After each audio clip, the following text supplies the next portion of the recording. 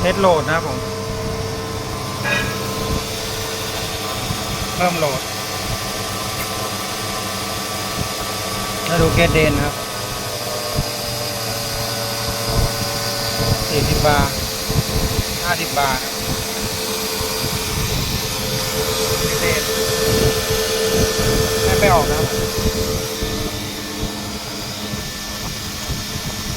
นี่เดน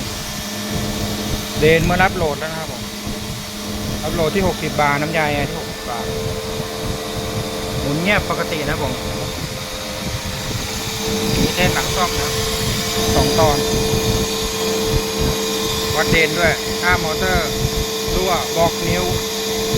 เพจอะไรต่างๆก็จะออกที่เกเดนนี่เกเดนปกติครับ